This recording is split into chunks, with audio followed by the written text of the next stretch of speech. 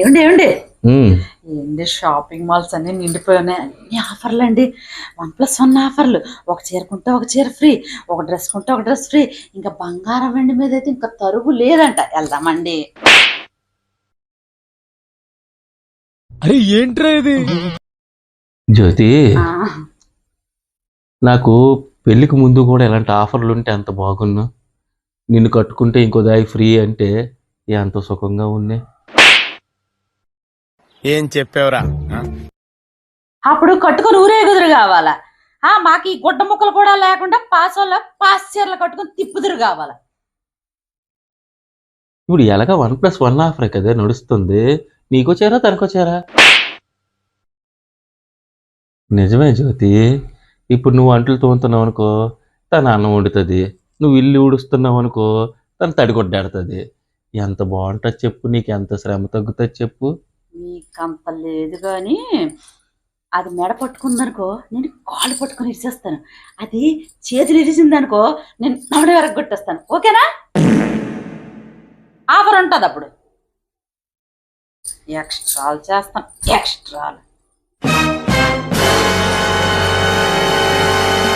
ఆఫర్లు ఉన్నాయంట. ఆఫర్లు ప్రతిదానికి జోబుకి బొక్కెట్టనాకే 1+1 అంట. చూపుదామని. ఎవరురా నువ్వు? ఇంత టాలెంటెడ్ ఉన్నావు. ఏమండి ఏంటంత నీరసంగా ఉన్నారు? ఏమీ లేదు జ్యోతి, ఒక 2 రోజులు ఎటైనా వెళ్ళి రిలాక్స్ అయితే బాగుంటుంది అనిపిస్తుంది. సరేనండి. అయితే ఎప్పుడు? నువ్వు అనాలే కానీ ఇప్పుడైనా రెడీయే. సరే మీ ఇష్టం. ఇప్పుడంటే అప్పుడే.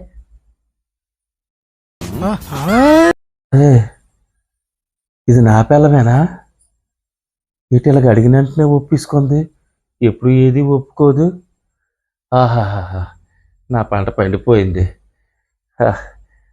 ఈ ఊపి మీద శుభ్రంగా వరకెళ్ళిపోయి ఒక చిన్న రూమ్ తీసుకొని ఒక 2 రోజులు హ్యాపీగా నీరు బాటిల్ పట్టుకెళ్ళిపోయి హ్యాపీగా ఎంజాయ్ చేసుకోవచ్చు.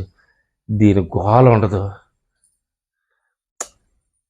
అయినా దీని వెనకాతలు ఏమైనా కుట్ర ఏమైనా ఉందేటి?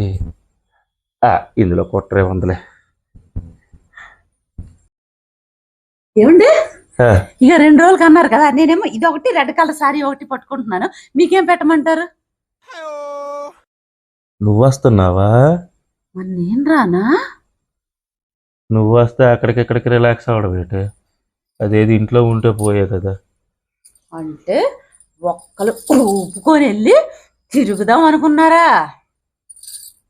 ఈ జన్మకు అలా జరగదు. నేను జరగనివ్వను.